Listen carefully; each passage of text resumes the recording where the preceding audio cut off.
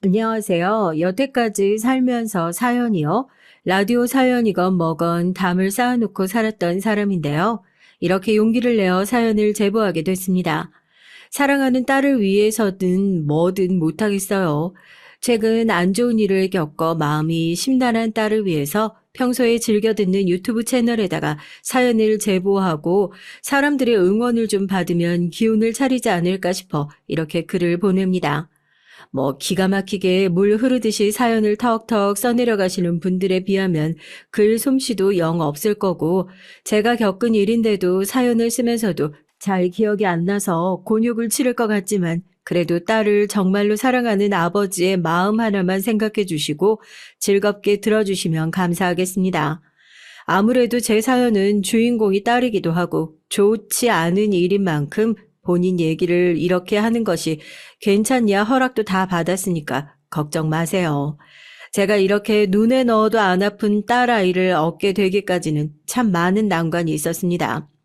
맨주먹 하나 가지고 태어나서 인생 사는 게 어디 다들 쉬운 일이겠냐마는 무식하고 가진 거 없는 사람에게 원래 더 가혹한 것이 인생 아니겠어요. 어렸을 적에 저희 집은 정말이지 가난했습니다. 어머니도 아버지도 하나같이 남의 집 일을 대신하는 사람이었고, 제가 어른이 되기 전까지는 단 한 번도 우리 집 내 방이라는 것을 가져본 적이 없었으니까요. 옷은 동네에서 아름아름 아는 지인들끼리 애가 커서 안 맞는 옷을 물려다 입고, 애 옷이 터진 것을 기워다 입히고, 그렇게 자랐지만 한 번도 불평불만을 할 수가 없었습니다. 부모님이 정말이지 훌륭하신 분들이었거든요. 아무리 가난해도 남들한테 굽힐 줄 모르는 사람이었고, 없이 살아도 남의 것을 탐내지 않는 사람이었습니다. 제가 크면서도 저에게 항상 그런 가르침을 주셨고요. 한 번씩 그런 생각을 해요. 저희 부모님처럼 정직하게 잘 사시는 분들이 성공할 수 있는 그런 세상이었으면 제가 나쁜 길로 빠지는 길이 없었을까 하고요. 이제 와서 이런 얘기하는 것이 우스운 변명밖에 되지 않겠지만 사람은 항상 후회가 남은 길에 대해서 만약에 이랬으면 어땠을까 하는 의미 없는 질문을 던져보지 않습니까? 저 역시 마찬가지인 거죠. 제가 어렸을 적에 저희 어머니는 가정부 일을 했습니다. 어머니가 그런 일을 한다는 철없는 시절에는 창피했던 적도 있었죠. 한창 아이들이랑 비교하면서 자존심 대결하듯이 우리 엄마는 뭐 하는데 우리 아빠는 뭐 하는데 자랑하기 좋아할 나이여서 그런 것도 있었지만 저희 어머니가 가정부로 일을 하는 곳이 하필이면 저희 동네에 사는 육군 소령의 집이었고 하필이면 그 집 아들이 저와 초등학교로 같이 다니고 있었거든요. 더군다나 같은 반이요. 속이 깊은 친구였다면 친구네 엄마가 우리 집에서 가정부 일을 한다는 것을 창피하게 생각할 수도 있겠구나 하고 감싸고 보듬어 줬을 텐데 불행히도 가정부란 본디 돈이 많은 집안에서 쓰는 것이고 돈이 많은 집안이 인성까지 갖추기 힘든 모양이더라고요. 야, 얘네 집 완전 노비 집안이다? 얘네 엄마 윗집에서 밥하고 빨래하고 청소하고 다 해. 내가 학교에서 도시락 갖다 달라고 하면 바로 뛰어올걸? 소령부터는 일반 군인이 아니라고 여기저기서 들어오는 돈이 꽤 컸던 모양이에요. 더군다나 나중에 좀 더 크고 나서야 안 얘기지만 그 집은 윗때부터 어마어마한 부를 축적해 놓은 그야말로 금수저 중에 금수저 집안이었고요. 그의 역시 넘치는 돈을 등에 업고 기본적으로 주위에 있는 사람들을 무시하는 것이 몸에 배어 있는 친구였어요. 기껏해야 초등학생인데 그런 아나무인 같은 태도를 누구한테 배웠겠습니까? 집에서 부모님이 하시는 걸 보고 그대로 배웠겠죠. 군인 아버지 밑에서 내내 엄하게 자라온 스트레스를 학교에 와서 자기보다 약한 아이들을 괴롭히면서 풀려는 듯이 굴었고요. 얼마나 괴롭히기 좋습니까? 그 당시에는 제가 굉장히 왜소한 체격이었는데 왜소한 체격에 집에 돈도 없어서 큰 소리도 못 내지. 선생들은 무슨 귀공자를 모시듯이 굽신거리고 있지. 그런 상황이었으면 저 같아도 눈에 뵈는 게 없었겠구나 싶긴 해요. 초등학교를 졸업하고 나서 중학생이 되고 고등학생이 돼서도 저희 집의 사정이 드라마틱하게 나아지는 일은 없었습니다. 조금 더 넓은 월세로 이사를 갈 수 있었지만 여전히 월세였고 동네에서 떵떵거리고 사는 집은 여전히 이제는 소령에서 대령까지 진급한 그런 집이었죠. 어머니는 여전히 그 집에서 가정부 일을 하고 있었고 저는 그 친구와 여전히 한 학교에 다니고 있었습니다. 좁아 터진 동네에서 쳇바퀴 굴러가는 것처럼 하루하루 발전도 없이 사는 것만 같았죠. 그런데 그 평범함에 감사해야 하는 걸까요? 제 인생을 뒤집게 되는 어마어마한 일이 바로 그때 생기게 됐어요. 사춘기 때 남자애들이 얼마나 무서워요. 서로 눈만 마주치면 치고받고 싸우거든요. 저도 왜소한 체형에 하도 애들한테 괴롭힘을 많이 당하니까 뭐 싸우려고 몸을 키운 건 아니었지만 그래도 최소한 맞고 살지는 말자. 내 몸은 내가 지키자라는 마음으로 아침 저녁으로 운동을 하고 체격이 꽤 좋아졌어요. 예전에는 얘네 집에서 너네 엄마가 가정부 일한다며 하고 저를 비웃던 애들도 혹시라도 괜한 시비가 붙어서 싸움이 날까봐 슬쩍 피하는 눈치였고요. 그렇다고 막 매일같이 쌈박질만 하고 다녔던 건 아닌데 확실히 보여지는 분위기라는 게 있나 봐요. 그런데 딱 하나 절대로 변하지 않은 사람이 있었습니다. 그 동급생이요.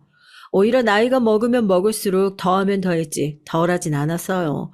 반 친구들을 교묘하게 괴롭히는 건 물론이고 항상 저를 아래로 보는 그 불편한 시선도 여전했습니다. 더군다나 제가 학교 애들 사이에서 함부로 건드리지 말자는 애로 소문이 난 게 그의 눈에는 굉장히 안 입고 온 느낌이었나 봐요. 어차피 쟤는 나보다 못하는데 왜 제 눈치를 봐야 하느냐는 태도였죠. 제가 뭐 언제 저를 무서워하고 벌벌 떨어달라고 했나요? 그냥 다 같은 반 친구끼리 싸우지 말고 평범하게 지내는 게 그렇게 어려운 일은 아니잖아요. 왜 꼭 서열을 만들어서 줄을 세워야 하냐고요.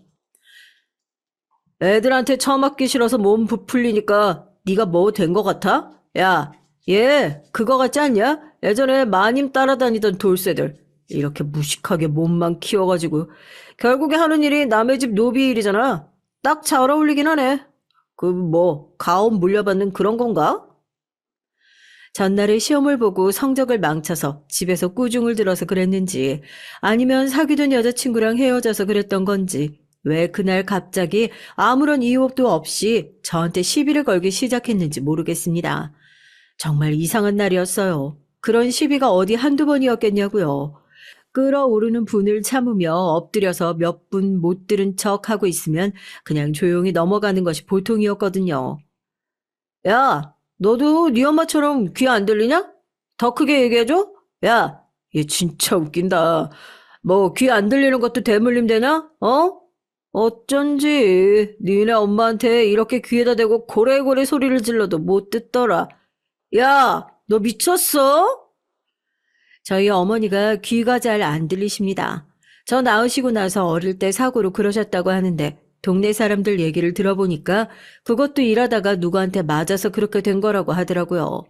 여튼 한쪽 청력이 좀 안 좋으신 편인데 그래서 왼편에서 얘기를 하면 큰 소리로 말을 해야 알아들으실 수 있으시고 발음도 조금 어눌하세요. 다른 건 다 참을 수 있어도 부모 욕하는 건 도저히 참을 수가 없겠더라고요.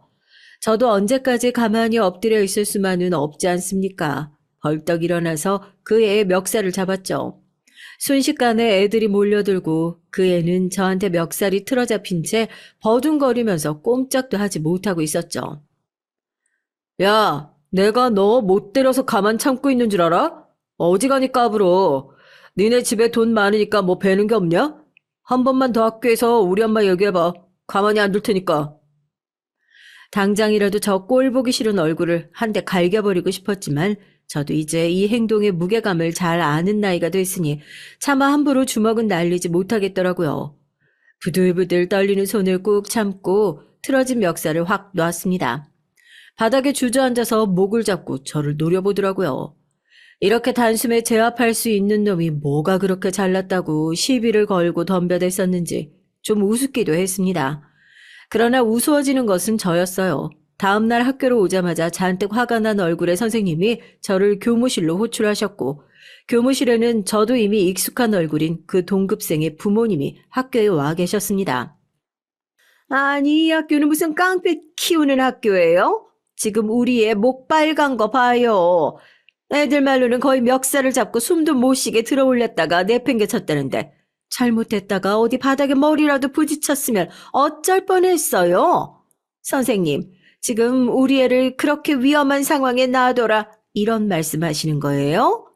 야, 이게 아주 지네 부모한테 뭘 배워가지고 불쌍한 것들 걷어다가 오냐오냐 해주니까 아주 눈에 뵈는 게 없어, 어? 우리가 너네랑 같아 보이든? 교무실에서 말리는 선생님을 뿌리치고 그 애의 엄마는 제 어깨를 밀치고 한바탕 난리를 피웠어요. 대령이라는 인간도 옆에서 제 마누라를 말리는 신용만 하더군요. 선생님은 저에게 얼른 무릎을 꿇고 사과를 드리라고 했지만 전 대체 제가 뭘 잘못했는지 이해할 수가 없었습니다. 실제로 때린 것도 아니었고 분명히 집에 가서 본인이 두들겨 맞았네 어쩌네 오버를 한 게 뻔하죠. 거기다가 후폭풍이 무서운 애들은 당연히 제가 그랬다고 그 일을 두둔했을 거고요. 전 끝까지 사실만 얘기했습니다. 때리진 않았다. 멱살만 잡았다. 금방 일어나서 자리로 갔다. 뭐 숨도 못 쉬고 못 일어나고 했던 건 아니다. 멱살 잡은 건 사과해야겠지만 그럼 저도 사과받아야 한다. 그 친구가 먼저 저희 어머니 욕을 했다고요. 제가 얘기를 하자마자 따개가 날아오더군요. 그 애의 어머니는 교무실에서 당장 저희 부모님을 부르라고 고래고래 소리를 질렀고 그 난리통에 결국 바쁜 아버지 대신 일을 하시던 어머니가 급하게 학교로 쫓아오게 됐어요. 아마 그 장면이 평생 기억하고 싶지 않은 장면일 거예요. 어머니가 한 번만 용서해달라고 무릎을 꿇고 빌고 제 고개를 억지로 숙이게 하고 기세등등해진 그 집 부모님들은 차마 입에 담지도 못할 막말을 쏟아냈죠. 아줌마가 등신 같아서 아들 교육 제대로 못하는 거 내가 대신 해준 거다 하고 고맙게 생각해. 난 얘 절대 합의 안 해줄 거거든. 이런 애들은 일찌감치 사회에서 뿌리를 뽑아놔야지 정신을 차리는 거야. 너 용서받을 생각 꿈도 꾸지 마. 알겠어? 어머니는 거의 다리를 붙잡고 매달리면서 얘가 실수한 거다 한 번만 봐달라고 빌고 그 집 어머니는 쌩하니 교무실을 나갔습니다. 저희 집안 사정이나 저쪽 집안 사정을 너무 잘 아는 교무실에서도 선생님들이 한숨을 쉬면서 고개를 절레절레 젓더라고요. 선생님께서도 괜히 겁주려고 하신 얘기일 수도 있으니까 우선은 학교에서 처분 내려오기 전까지 등교를 하지 말라는 정학 처분이 내려졌습니다. 가방을 챙기러 교실을 들어가니 이 일을 저질러 놓은 그 애는 뻔뻔하게 친구들과 웃으면서 야, 니네 엄마 무릎 꿇고 난리도 아니었다며 하고 또다시 저를 조롱했어요. 당장이라도 죽여버리고 싶은 마음이 굴뚝 같았지만 밖에서 울며 저를 기다리시는 어머니를 또 한 번 실망시켜 드릴 수 없다는 생각에 그렇게 집으로 돌아왔습니다. 제가 참다 그런 일을 저질렀다는 걸 부모님은 당연히 아시겠죠. 정학기간에 집에 틀어박혀 있는 동안에도 별다른 책망의 얘기는 하지 않으셨어요. 그런데 학교로부터 연락이 왔어요. 저한테 맞았던 그 친구네 집에서 거액의 합의금을 요구했다고요. 아버지가 깜짝 놀라시면서 돈도 많은 집에서 왜 그렇게 큰 합의금을 요구하냐 따져 물었더니 괘씸해서 그런답니다. 합의금을 마련하지 않으면 절 어떻게든 경찰서로 넘길 거라면서요. 집안은 또 한바탕 난리가 났죠. 당장 월세를 낼 돈도 변변찮은 집에서 그렇게 거액의 합의금을 마련할 돈이 대체 어디 있었겠습니까? 합의금은 둘째치고 살림은 해야겠고 입에 풀칠은 해야 했으니까요. 어머니는 당장 그 끔찍한 집구석의 가정부 일을 관두지도 못하고 계속 출근을 하셨습니다. 그 뻔뻔하고 악마 같은 자식이 또 일을 하고 계신 어머니를 얼마나 귀찮게 하고 조롱할지 뻔히 보였지만 일을 다녀오신 어머니께 별일 없었냐 물어보면 늘 괜찮다는 대답만 하셨어요. 그건 둘째치고 합의금은 어떻게 하냐면서 근심 가득한 표정이셨습니다. 정말 괜찮았을 리가 없었다는 건 저도 잘 알고 있습니다. 늘 그랬듯이 그냥 참을 걸. 부모님 욕을 해도 무슨 소리를 들어도 정말 등신같이 그냥 참고 있을 걸 후회도 했어요. 그런데 제가 또 한 번 참지 못하는 일이 생겼습니다.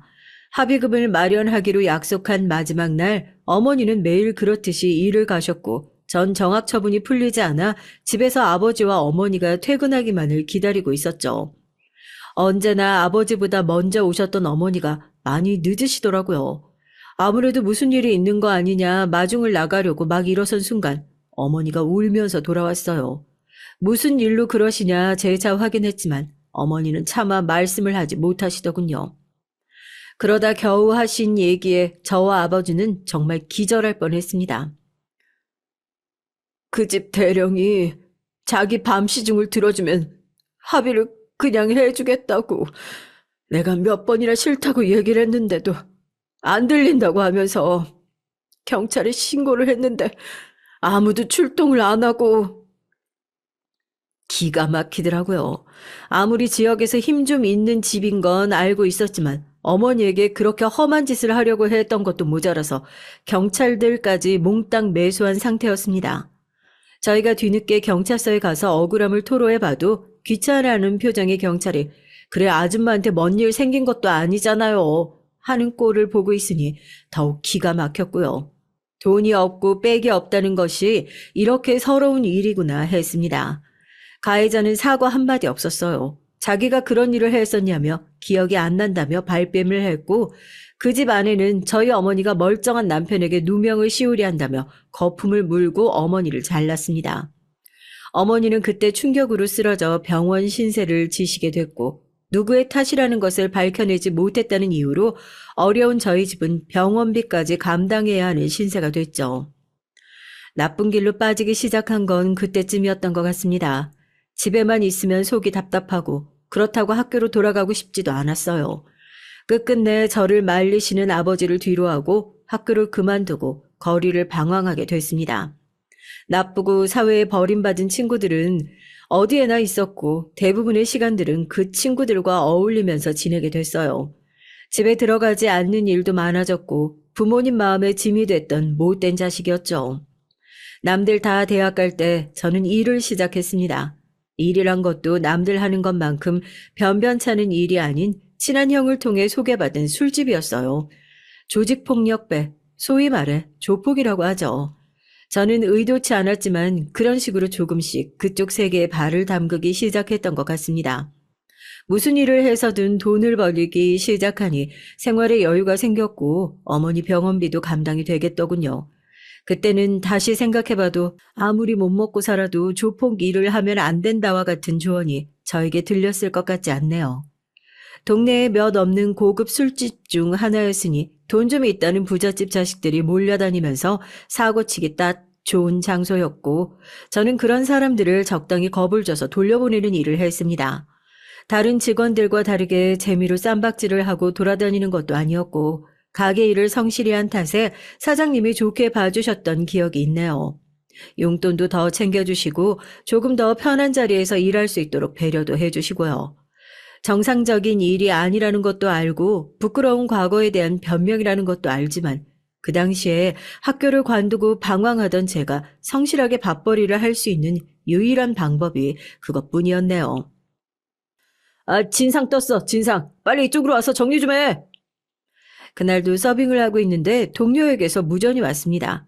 진상이 왔으니까 상황을 정리하라는 내용이었어요.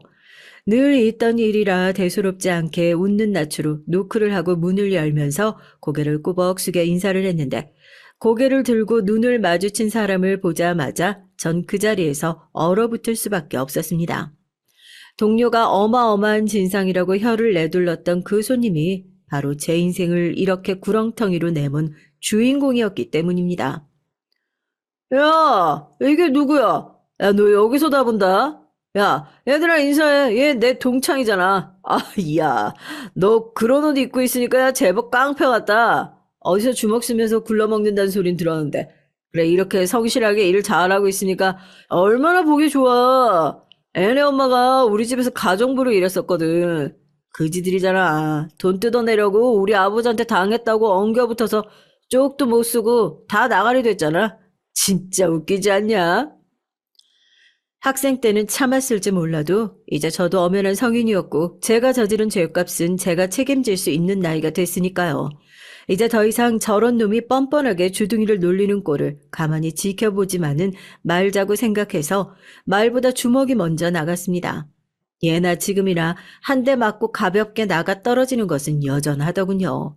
직원들이 옆에서 말리는 것도 뿌리치고 저는 아주 오랜 옛날부터 마음속에 뿌리 깊게 쌓여 있었던 울분을 토해내듯이 그렇게 주먹을 날렸어요. 결국 사장님이 달려오시고 직원에게 시켜 그 애를 병원으로 급히 데리고 가고 사장실로 저를 부르셨습니다. 고개를 푹 숙이면서 제가 다 책임지겠습니다 하는데 제 뒤통수를 사장님은 사정없이 내리치셨었죠. 야, 엄마, 여기가 내 업장인데 네가 책임지긴 뭘 책임져? 네가 아무런 이유 없이 그럴 놈도 아니고 이유나 들어보려고 불렀다. 듣자 하니까 고등학교 때 같은 반이었다고 하는 것 같은데 무슨 일이 있었던 거냐? 하루 이틀 쌓여있는 응어리가 아닌 것 같던데. 사장님은 그동안 있었던 일을 솔직하게 털어놨습니다. 아무리 화가 나도 업장에 있는 손님인데 왜 다짜고짜 주먹을 날릴 수밖에 없었는지요. 사연을 들으시는 여러분들께서도 뭐 세상에 저렇게 지 애비 빽만 믿고 돈만 믿고 파렴치한처럼 구는 놈이 다 있냐고 치가 떨리실 텐데 사장님이라고 다르셨겠어요. 말 없이 얘기를 들으시더니 조용히 제 앞에 술 한 잔을 따라주시고 내미시면서 그러시더라고요. 자기도 돈이 없고 빽이 없어서 억울한 일을 너무 많이 당했다고요. 고생한 제 마음 누구보다 잘 안다고 어깨에 손을 턱하니 올리시는데 누가 어디 버튼이라도 누른 것 마냥 눈물이 쏟아지더라고요. 그러니 그러십니다. 네 인생 아직 망가진 거 아니니까 지금이라도 이 일에서 손 털고 인생 제대로 한번 살아보라고요. 사장님께 나중에서야 듣게 된 얘기지만 제가 그곳에서 일하는 사람들과는 좀 다르게 보였답니다.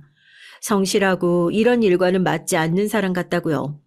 나쁜 물이 한번 들기 시작하면 좀처럼 빠지지 않으니 더 늦기 전에 발을 뺄 수 있을 때 본인이 도와줄 테니 이제 떳떳한 인생을 살라고 그러시더라고요. 제가 더러운 뒷골목 일을 해봐서 알지만 정치인들이며 군인들이며 성공한 놈 치고 조폭이랑 연결 안 되어 있는 놈 찾기가 더 어려워요. 그 망나니 같은 놈의 아버지인 대령도 마찬가지였죠.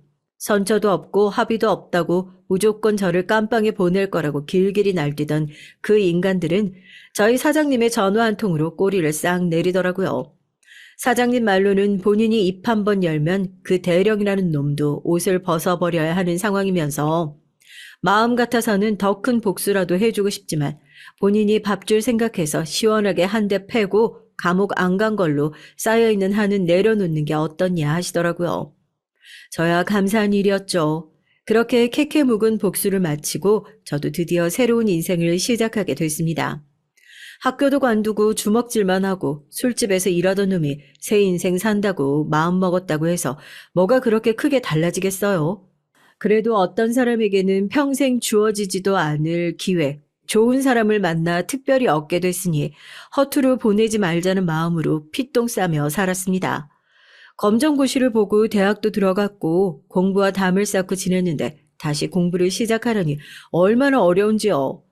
사장님 부탁으로 종종 가게에 나가서 저처럼 학교를 관둔 애들 고등학교 졸업장은 따게 해준다고 검정고시 준비를 도와주기도 했어요. 고등학교 졸업장도 없이 이력서를 여기저기 내고 다닐 땐 눈길조차 주지 않던 곳에서도 대학 졸업장을 내미니까 연락이 왔고요. 제가 뭐 조폭 출신이긴 했어도 전과 없이 깨끗한 이력을 가지고 있는 것도 한몫했을 겁니다. 공부랑은 영 인연이 없는 줄 알았더니 그것도 하다 보니까 재밌더라고요. 이것저것 자격증을 따는 것을 좋아해서 지게차 운전면허를 땄는데 그 면허를 가지고 공장에서 지게차를 가지고 입고된 물건을 옮기는 일을 하게 됐습니다. 같은 일이라도 떳떳하게 돈을 벌어 부모님께 첫 월급을 가져다 드릴 때의 기쁨은 말로 다 하지 못할 것 같아요. 싸구려 내복을 끌어안고 미안하다고 고맙다며 울던 부모님의 모습이 아직도 생생하게 기억이 납니다. 그곳에서 느꼈던 것은 일하는 기쁨뿐만이 아니었어요. 제 인생에서 정말 목숨 바쳐 사랑했다 자부할 수 있는 아내도 그곳에서 만났으니까요. 제가 어느 정도 자리를 잡아가고 있을 때 아내는 이제 막 공장에 들어온 경리였어요. 제가 사실 인상도 험악하고 웃지 않으면 그다지 썩 좋은 인상은 아니라 주변에 먼저 말을 붙여주는 사람이 별로 없었거든요. 성격은 그렇지 않은데 외모가 그래서 회사에서 늘 외로웠었는데 그런 저에게 왜 그렇게 험악하게 인상을 쓰고 다니냐며 누가 보면 조폭인 줄 알겠다면서 농담인지 진담인지 모를 장난을 먼저 걸어주던 것이 아내였습니다. 무뚝뚝한 성격이지만 쾌활하고 늘 밝은 아내를 어떻게든지 도와주고 싶었고, 같은 공장에 다니던 사람들이 좋아하는 것이 너무 티가 난다고 웃을 정도로 아내를 졸졸 쫓아다니며 결혼 허락까지 받아낼 수 있었어요.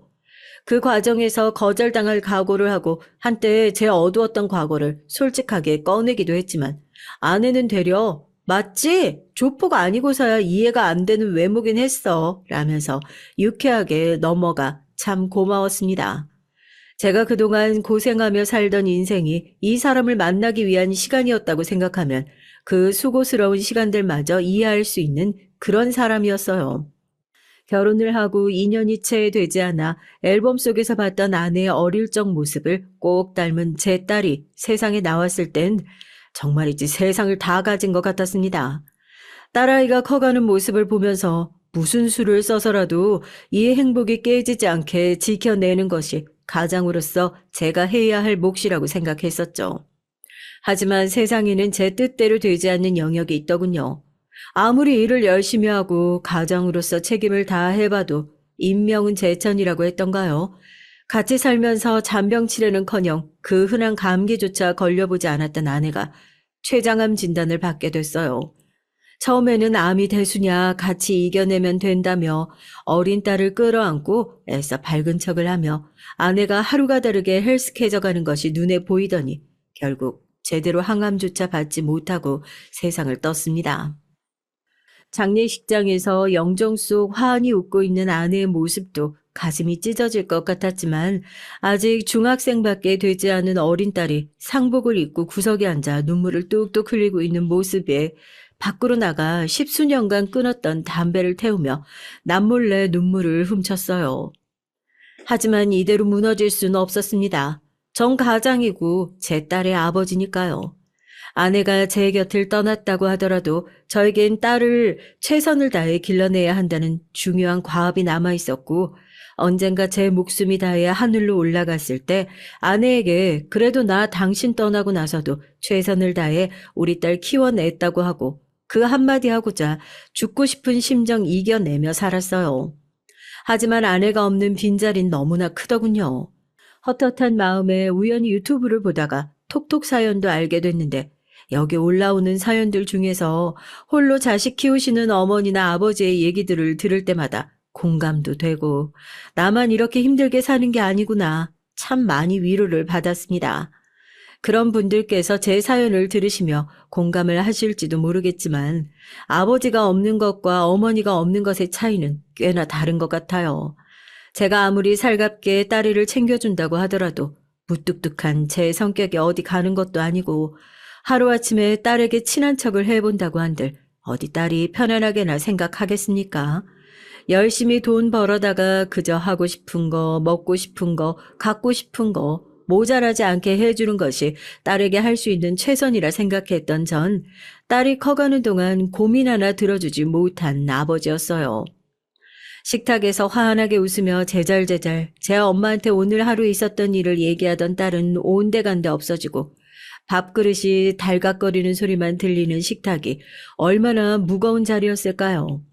머리로는 잘해야겠다 생각하지만 막상 행동이 따르지 못해서 그래서 딸을 그렇게 외롭게 키워서 결국 이 사달이 난 것이 아닐까 생각을 하니 아버지로서 잘못 산 것 같아 아내 볼 낯이 없어지기만 합니다. 그런 아버지에게 용돈을 달라는 소리를 하는 것조차 불편했던 걸까요? 고등학교 시절부터 나가서 아르바이트를 하던 딸은 대뜸 대학을 졸업하자마자 결혼을 하겠다면서 사위를 처음 집으로 데려왔어요. 사연을 쓰면서 솔직히 말씀드리자면 딸에게는 한 번도 얘기하지 못했지만 사위의 첫인상은 정말이지 좋지 않았습니다.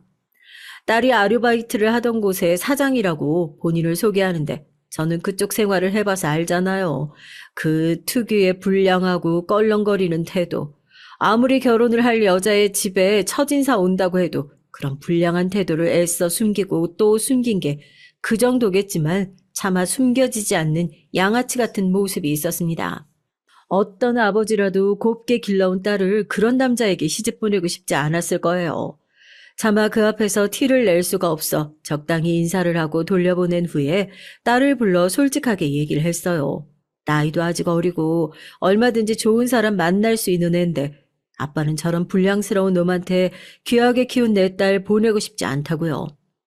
엄마를 닮은 건지 저희 딸의 고집도 대단하더라고요. 언제 한번 데리고 와서 인사를 시킨 적도 없었는데 벌써 만난 지 6년이 넘었답니다. 그러면 이제 가 성인이 된 딸과 20살 때부터 연애를 했다는 건데 더더욱 좋게 보일 리가 없잖아요. 경제적으로 여유롭고 네가 마음에 드는 것을 떠나서 평생 같이 살 사람 됨됨이를 볼 수밖에 없다고 아무리 얘기를 해봐도 소용이 없더라고요. 집에서 말 한마디 안 하는 애인 줄 알았는데 이상한 데서 고집을 피우는 게 아니겠어요. 자기 사람 됨됨이는 자기가 보겠다면서요. 저 사람 6년 동안 만나면서 한 번도 나 외롭게 한 적 없어. 난 결혼할 사람 다른 건 안 보기로 했어. 나 외롭게 하지 않을 사람. 그거 하나면 돼. 딸애가 그 얘기를 하는데 참 마음이 그렇더라고요. 순간 굳어지는 제 표정을 보고 딸도 황급히 아빠 얘기를 한 건 아니라면서 얼른 수습을 했지만 아내가 떠난 이후로 일을 한다는 핑계로 바쁘다는 핑계로 딸의 감정을 제대로 들여다봐주지 못하고 사춘기 한창 고민 많은 딸애를 거의 혼자 내버려 두다시피 했던 것도 사실이니까요. 조금은 마음을 열고 딸애한테 사위에 대해 이것저것 물어봤습니다. 불량한 겉모습과는 달리 딸애한테는 6년간 꽤나 자상하게 대해줬던 모양이더군요. 딸과 그런 얘기를 해본 게 태어나서 그날이 처음이었던 것 같아요. 꼭 아내가 떠나기 전으로 돌아간 느낌이었습니다. 식탁에 앉아 제가 알지 못하는 딸의 모습을 전해드리며 예전처럼 활짝 웃고 신나게 제잘거리는 모습을 보고 있는데 거기서 제가 어떻게 더 반대를 하겠습니까? 또 불량한 겉모습으로 따지면 억울할 일을 제일 많이 당했던 건 저니까요. 그렇게 첫 단추가 완벽하게 깨어지진 않았지만 하나밖에 없는 딸을 무사히 시집 보내게 됐어요. 딸이 아주 어렸을 때 몇 번이고 결혼식 입장곡을 틀어놓고 같이 연습을 했었던 것 같은데 물론 딸은 기억 못하겠지만 말입니다. 막상 실전에서 하려니까 심장이 터질 것처럼 긴장이 되고 왜 자꾸 알 수 없는 감정에 눈물이 나려고 하는지요. 사위에게 딸의 손을 건네줄 때는 정말이지 이제 딸애를 영영 만날 수 없는 어디 먼 곳으로 보내는 것 같은 기분에 왈칵 눈물을 쏟을 뻔했어요. 옛날에 같이 일을 했던 동료들도 이제는 백발의 노인이 된 사장님과 함께 다 같이 찾아와 가게 나가서 잘 살고 있는 것 같다면서 제 등을 두들겨 주더군요. 나름대로 정장을 차려입고 온 건데 왜 그렇게 건달티가 나는지 혹시라도 딸의 지인들이 이상하게 볼까봐 아주 진땀을 빼기도 했습니다. 원래 부모의 가장 큰 과업이 자식을 시집 보내고 장가 보내는 일이라고 하잖아요. 저도 인생에서 가장 큰 과업을 끝내놓고 나니까 마음이 한편으로는 섭섭하기도 하지만 홀가분하기도 하더라고요. 이제 내 품을 떠나서 잘 살아갈 모습을 생각하니 대견하기도 하고요. 혼자서 딸애가 제 엄마처럼 든든한 아내의 역할을 할 모습을 그려보며 흐뭇해하기도 했었습니다. 그러나 제가 생각했던 딸의 미래에 이런 장면은 없었는데 말입니다. 정말 예상치도 못한 일에 저는 그때 적극적으로 딸의 결혼을 말리지 못했던 것을 크게 후회하게 됐어요. 처음 딸을 시집 보내고 난 직후에는 제 마음이 조금 헛헛한 것 외에는 크게 문제가 될 것이 없었습니다. 당연히 시집 보내놓은 딸 매번 들여다보고 싶은 마음이 굴뚝 같았지만 부부간의 생활을 존중해 주자고 나름대로 신경을 끄고 배려하기도 했고 딸이 시집간 지 몇 년 지나지 않아서 사위가 운영하던 가게가 어려워지고 근처에서 지내던 두 사람이 친정과는 조금 멀리 떨어진 곳으로 이사를 가게 되었거든요. 딸이 시집을 가고 나니까 오히려 예전에 그 어색함이 많이 사라졌다고 할까요? 이제 딸과 어른 대 어른으로 어느 정도 말이 통하는 느낌이기도 했고 많이 가까워진 것 같아 살고 있는 지역은 멀어졌지만 오히려 전보다 더 자주 더 살갑게 연락을 하곤 했었습니다. 사위의 일 때문이라고 하지만 지인 하나 없는 낯선 동네에서 혼자 지내고 있을 딸이 늘 마음에 밟히고 걱정이 되기도 했고요. 정서방 일은 잘 되고 있고 갑자기 가게가 어려워져서 많이 힘들었을 텐데 네가 옆에서 많이 도와주고 그래. 원래 남자는 돈이랑 명예 빼면 시체인 존재들이라서 지금 자존심도 상하고 기도 많이 죽어 있을 거야. 네가 옆에서 든든하게 힘이 되어줘야지. 너는 좀 어때? 주변에 아는 사람 하나 없는데 외롭진 않고? 밖에 나가서 취미 활동이라도 좀 하지 그러니.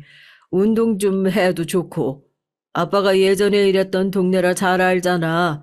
뭐 하고 싶은 거 있으면 소개시켜 줄 테니까 집에서 살림한다고 너무 마음 헛헛해하지 말고 무슨 일 있으면 아빠한테 연락하고. 공교롭게도 딸과 사위가 거처를 옮긴 곳은 제 좋지 않은 유년 시절의 기억이 남아있는, 또 한때 의리로 똘똘 뭉쳐있는 동료들이 있었던 그 동네였거든요. 눈 감아도 동네가 손바닥 안에 있는 것처럼 훤하니 혹시라도 취미생활을 하고 싶은 게 있으면 아빠가 소개시켜주겠다 얘기를 하니까 그제서야 조금은 밝아진 목소리로 그럼 언제 한번 동네 구경이나 시켜달라고 얘기를 하더라고요. 통화를 하는 내내 어쩐지 풀이 죽어있는 목소리라 걱정스러웠는데 그러면 쇳불도 당김에 빼이랬다고 당장 이번 주에 올라가겠다 얘기를 했습니다. 오랜만에 저녁에 정서방이랑 소주라도 한잔하면 좋겠다고 미리 얘기를 해두라고 하니까 당황하며 정서방은 요즘에 새로 사업 구상으로 바빠서 짬을 낼 수 있을지 모르겠다고 하더군요. 속으로 아무리 바빠도 장인어른이 오는데 얼굴이라도 비춰야지 하고 생각했었는데 지금 와서 생각해 보니까 애초에 딸은 사위에게 제가 온다는 소식을 알리고 싶지도 않았고 알리지도 않았던 것 같습니다. 어떤 일이 닥쳐올 줄도 모르고 오랜만에 딸을 만난다는 사실에 마냥 들떠 있었고 그렇게 기다리던 주말이 다가왔어요. 아침부터 동네에서 파는 딸이 좋아하는 간식을 사다 준다고 부산을 떨다 보니 딸과 만나기로 한 약속 시간이 훌쩍 다가오더군요. 오랜만에 만난 딸에는 조금 수척해진 것 같기도 하고 아무래도 사위의 사업이 잘 안 풀리다 보니 딸에도 여러모로 스트레스를 받겠구나 싶어 안쓰러워 보이더라고요. 제가 넌지시 살림이 많이 힘들지 않냐 물어보니까 또 그건 아니랍니다. 괜히 오랜만에 찾아온 아빠가 신경 쓰여서 그런 걸까 싶어 편하게 얘기해보라고 하니까 아빠가 그렇게 반대했던 결혼을 했으면 자기가 책임을 져야 하는 것도 있어야지 않겠냐면서 여전히 뼈가 있는 것 같은 얘기를 하더군요. 찝찝한 기분을 지울 수가 없었지만 아무 일도 없다 딱 잡아 떼는 딸을 더 이상 캐물을 수는 없었어요. 오랜만에 아빠도 왔는데 뭐 맛있는 거라도 사주고 싶은 마음에 나가서 외식을 하자니까 요즘 새벽에 식당을 나가서 잠깐씩 아르바이트를 한다면서 요리 실력이 많이 늘었다고 집에서 요리를 해주겠다는 겁니다. 사정이 그렇게까지 어려운가 싶어 속으로 많이 놀랐지만 내색하지 않고 그러라고 했죠. 제 생일이 얼마 남지 않아 미역국을 끓여주겠다면서 분주하게 준비를 하는 딸을 보니까 언제 이렇게 다 컸나 싶어 새삼 기특하기도 하고요. 요리를 하다가 참기름이 뚝 떨어졌다면서 얼른 가서 사오겠다고 하길래 밥 얻어먹는 사람이 이 정도는 해야 하지 않겠냐고 제가 얼른 이 앞에 있는 마트에 다녀오겠다고 일어섰습니다. 다시 돌아온 제가 어떤 광경을 목격하게 될지 그때까지는 전혀 상상도 하지 못했죠. 마트에 다녀오고 딸의 집으로 돌아오니 열려있는 현관에서 큰 소리가 들리고 아까는 보지 못했던 신발이 놓여져 있더군요. 사위가 돌아왔나 했습니다.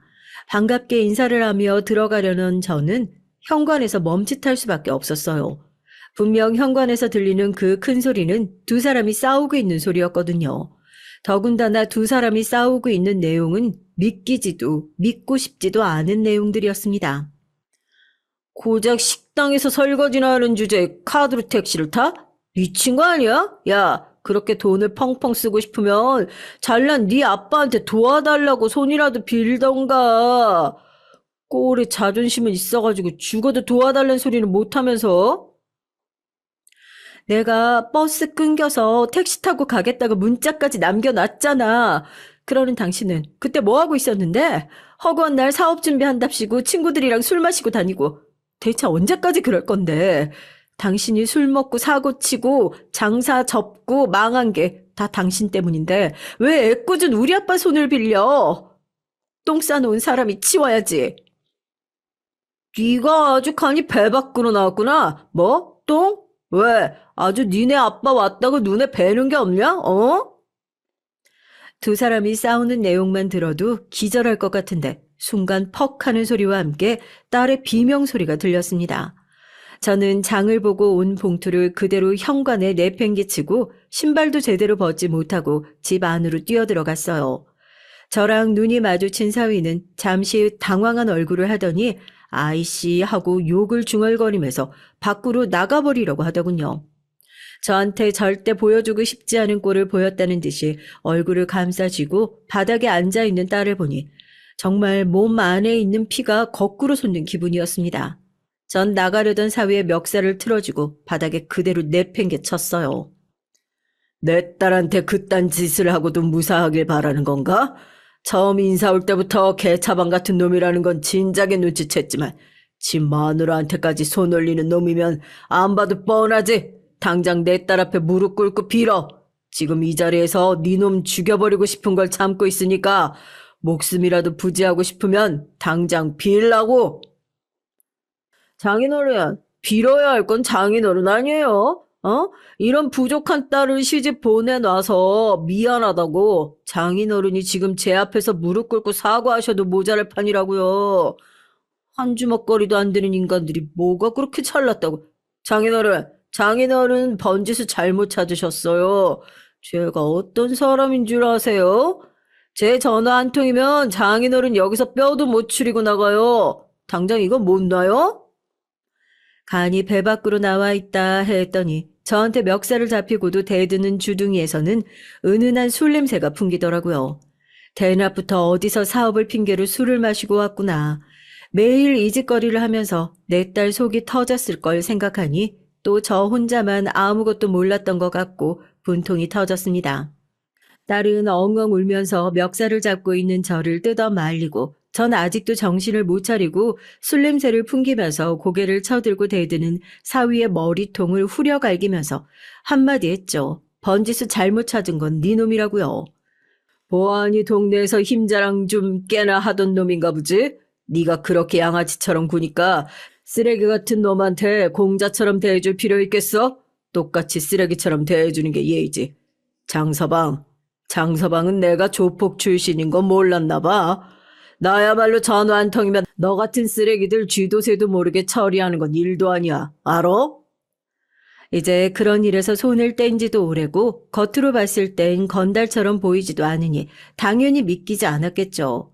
제 말에 거짓말을 하지 말라면서 막 비웃더라고요. 본인한테 곧 어떤 일이 닥칠지도 모르고 말입니다. 전 사위놈의 멱살을 그대로 붙들고 저의 오래된 옛 동료들에게 연락을 했어요. 어쩐 일이라며 반갑게 전화를 받더군요. 여기 진상 하나 처리해야겠다. 내 사위놈이거든. 내 딸한테 손 올린 쓰레기 같은 자식이니까 니네 마음대로 처리해라. 주소 찍어주마. 그때까지만 해도 늙은이의 허풍이라고 생각하는지 술에 취한 사위는 본인도 어디로 전화를 걸더라고요. 뭐 사업을 하다 만난 자기 똘마니 같은 사람들이겠죠. 곧이어 사위가 부른 껄렁껄렁한 남자들이 집으로 찾아오고 제 딸에게도 형수님 소리를 해가며 반가운 척을 해왔습니다. 아유, 할아버지 딸을 끔찍하게 생각하신다면서요? 진짜 딸 생각하시면 이러시면 안 되지. 얼른 집에 가셔서 발 닦고 잠이나 주무세요. 야, 너 장인어른이라고 그래도 봐주나 보다. 제 어깨를 툭툭 밀고 센 척을 하는 양아치들의 시비가 점점 심해지고 있을 때 또 한 번의 초인종 소리가 들렸습니다. 제가 딸에게 얼른 가서 문을 열어주라고 했고 정장을 차려입은 동생들이 우르르 들어왔죠. 딱 봐도 운동을 많이 한 것 같은 다부진 몸에 누가 봐도 조폭인 것 같은 차림새로 들어오니 순식간에 분위기가 얼어붙었고 그 전까지 저에게 시비를 걸면서 센 척을 하던 양아치들도 언제 그랬냐는 듯이 서로 시선을 마주치지 않기 바빴습니다. 형님, 여기가 그 진상입니까? 형님은 따님 데리고 나가십시오. 저희가 여기서 정리하고 연락드리겠습니다. 얘들아 뭐하냐? 얘네들 잡아. 이거 우리 가게에서 맨날 술 처먹고 깽판 부리는 그놈 아니야? 저희 서일한 놈 이미 동네에서 유명하더라고요. 술집에서 술값 계산도 제대로 못하면서 사업병에 제대로 걸려서 자기가 누군 줄 아냐. 뭐 옛날에 장사를 어마어마하게 크게 했다. 허세만 떨고 다니는 놈으로요. 동생은 제 사위를 보자마자 너 잘 걸렸다는 얼굴로 성큼성큼 다가섰고 이제서야 술이 깨는지 잔뜩 겁을 집어먹은 사위가 딸을 데리고 나가려는 제 바짓가랑이를 덥석 붙잡더니 그러더군요. 장인 어른이 이대로 나가시면 어떡하냐고요. 이러다가 저 잘못되기라도 하면 딸 과부 만드실 셈이냐고요. 그전까지 동생들 풀어서 절 어떻게 하려던 그 기세는 온데간데 없이 자기보다 더 세 보이는 사람이 나타나니 바로 꼬리를 팩 내려버리는 모습이 얼마나 없어 보이고 가짜는지 기가 찼습니다. 사위가 부른 그 동생이란 놈들은 또 어떻고요? 제가 부른 동생들한테 몇 대 얻어맞더니 뭐 교무실에 끌려온 학생들 마냥 나란히 줄 맞춰서 무릎을 꿇고 앉아 있었습니다. 전 제 바짓가랑이를 붙들고 있는 사위의 머리통을 손바닥으로 세차게 후려 갈겼어요. 갑자기 얻어맞고는 어안이 벙벙한 표정으로 저를 올려다보는 사위의 머리통을 연거푸 2차례 더 때렸죠. 한 대는 우리 딸이, 2대는 내가 때린 거다. 어디 할 짓이 없어서 남자가 쪽팔리게 여자 앞에서 힘자랑을 하고 있어. 네가 제대로 못 벌어서 생활비 제대로 못 갖다 주고 있으면 창피한 줄 알아야지. 거기다 대고 어디서 생활의 보탬이라도 돼보려고 새벽에 일 나간 애가 택시 좀 탔다고 그 면박을 주고 있어. 그러고도 네가 사람 새끼야? 그래놓고 네가 감히 나한테 용서를 빌어? 너네 뭘 보고 있어? 이 자식 당장 나한테서 안 뜯어내고. 제 얘기 한마디에 동생들이 우르르 몰려들어서 제 다리를 붙들고 있는 사위를 뜯어냈고 사위는 거의 울 것 같은 표정으로 자기가 잘못했다며 한 번만 봐달라고 무릎을 꿇고 싹싹 빌기 시작했습니다. 전 이미 눈물을 펑펑 쏟고 있는 딸의 손을 꽉 잡아주면서 사위의 정강이를 한 대 더 걷어차주고 제 얘기를 기다리고 있는 동생들에게 한마디 해주고 그 집을 나왔어요. 뭐하고 그렇게 보고 있어? 진상 처리 안 할 거야? 이 자식 오늘부로 내 사위 아니니까 내 사위다 생각하고 가르칠 생각하지 말고 그냥 니네 가게에서 술 먹고 계산 안 하고 도망간 진상이다 생각하고 처리해. 알겠어? 제 얘기에 사위는 거의 오줌을 지릴 기세로 바닥에 무릎을 꿇고 앉아서 싹싹 빌기 시작했고 전 그런 사위를 들여다보지도 않고 딸을 데리고 집을 나왔습니다. 그 꼴을 보였으니 딸도 얼마나 창피하겠어요. 그런 딸에게 사람은 누구나 다 실수를 할 수 있는 거라고 같은 실수를 반복하지만 않으면 되는 거라며 딸을 달래줬습니다. 당장 이혼하라고 이혼하고 저 자식 다시는 안 만나주는 게 그게 지금 네가 이 상황을 수습할 수 있는 유일한 방법이라고요. 딸도 울면서 그러겠다 얘기하고 그렇게 저의 복수가 마무리됐습니다. 아, 한때 사위였던 그놈은 어떻게 됐냐고요? 동생들이 외상값을 아주 제대로 받아낸 모양이더라고요. 확실히 전문가는 전문가예요. 어떻게 그렇게 바깥으로 안 보이는 부분만 쏙쏙 골라서 잘 때려놨는지요. 한 번만 더 제 딸 주변에 얼씬거리면 그때는 이렇게 맞는 걸로 안 끝나는 수가 있다고 협박까지 해놓고 나니 딸한테도 이혼만 해달라고 나머지는 딸이 원하는 대로 다 해주겠다고 조건도 다 맞춰주겠다고 거의 빌다시피 연락이 왔었다고 하더라고요. 동생들이 아마 겁을 제대로 준 모양입니다. 마냥 창피할 줄만 알았던 제 과거가 결국 딸을 숨이 턱턱 막히는 구렁텅이에서 꺼낼 수 있었던 유일한 방법이 됐네요. 딸도 그럽니다. 그날 일 때문에 자기 인생이 실패하는 줄 알았는데 오히려 그 일이 없었다면 자기는 평생 지옥 속에 살았을 거라고요. 인생이란 게 참 그런 것 같습니다.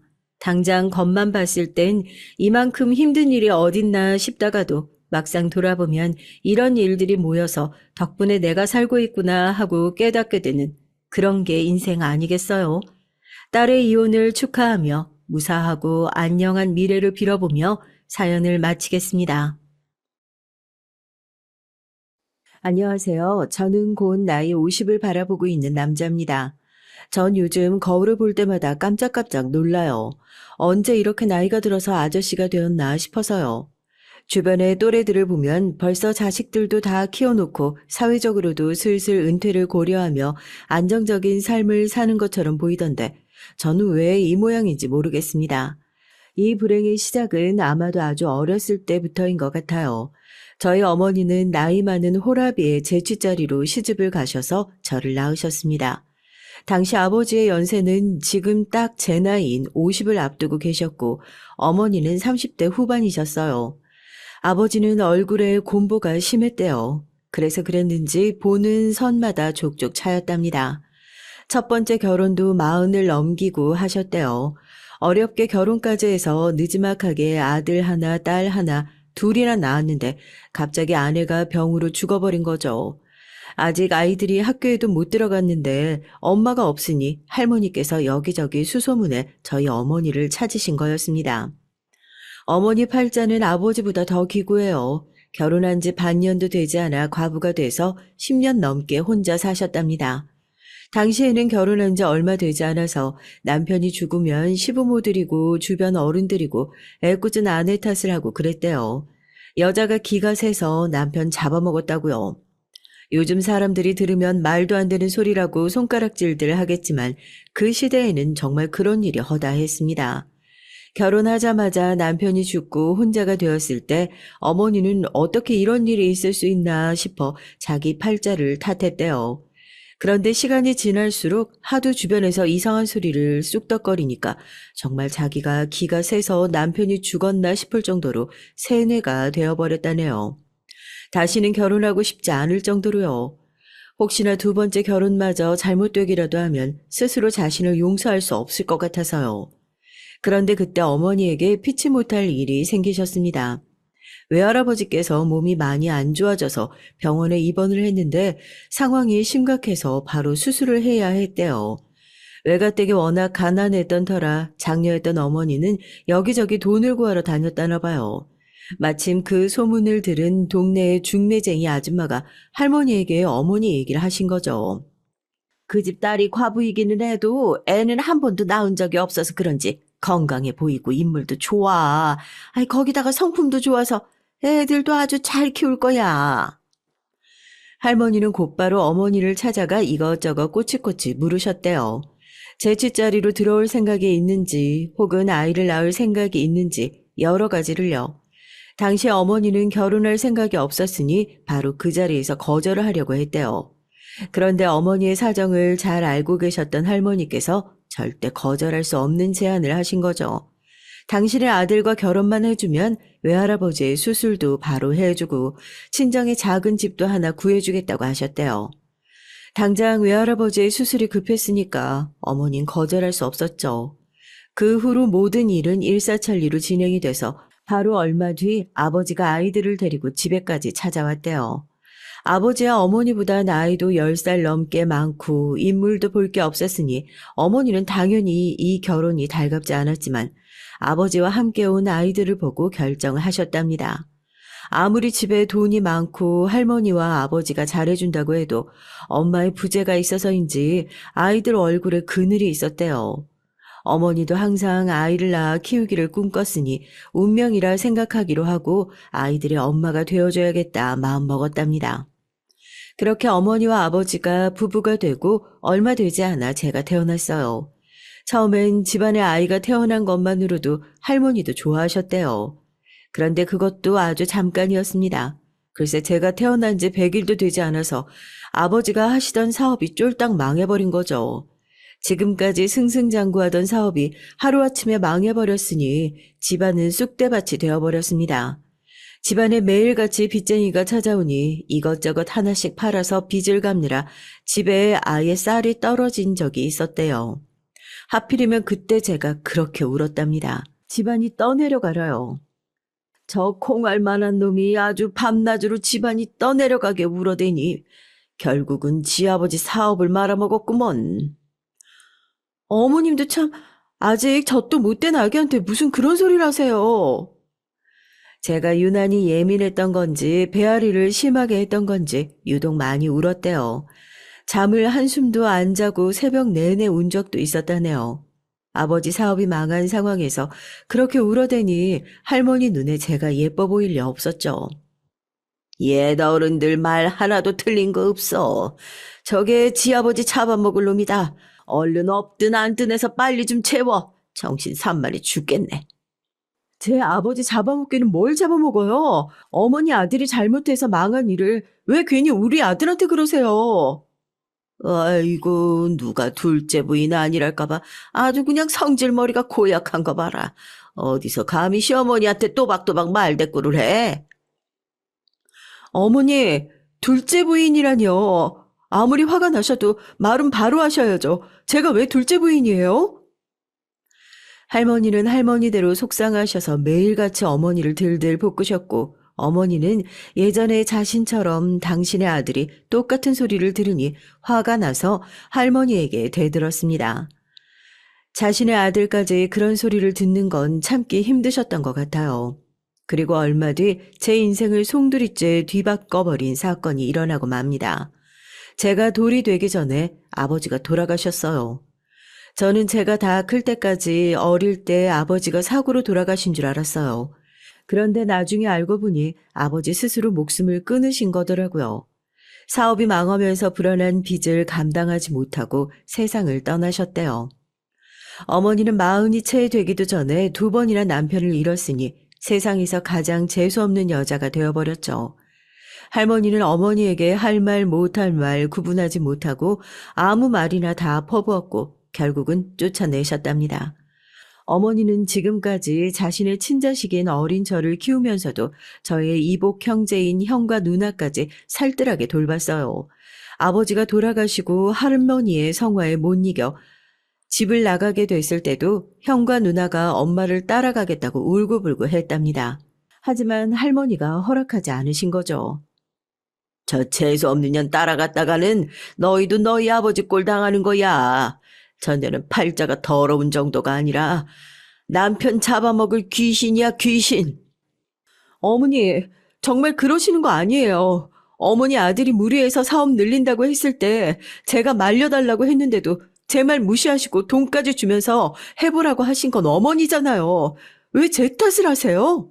어머니는 어떻게든 형과 누나까지 데리고 나오려고 했지만 할머니께서 그러면 저까지 못 데려가게 하겠다고 난리를 피시는 통에 어머니는 눈물을 머금고 저만 데리고 집을 나왔습니다. 그때 이후로 줄곧 저는 아버지와 없이 어머니와 단둘이 살았어요. 어머니는 악착같이 사셨습니다. 이제 막 걸음마 뗀 아이를 키우면서 먹고 살기가 얼마나 힘드셨겠어요. 어릴 때는 그런 어머니의 사정 같은 거야 전혀 몰랐으니 저는 드세고 독한 어머니가 너무 싫었습니다. 어머니 앞에서는 애써 티내지 않았지만 혼자 속으로 주변 친구들과 매일같이 비교를 했어요. 남들 다 있는 아버지도 없고 다 쓰러져가는 판잣집에 살고 있었으니 전 집에 들어가기 싫었습니다. 집에 들어가 봐야 아무것도 없었거든요. 어머니는 새벽에 나가면 밤 늦게나 돼야 집에 들어왔어요.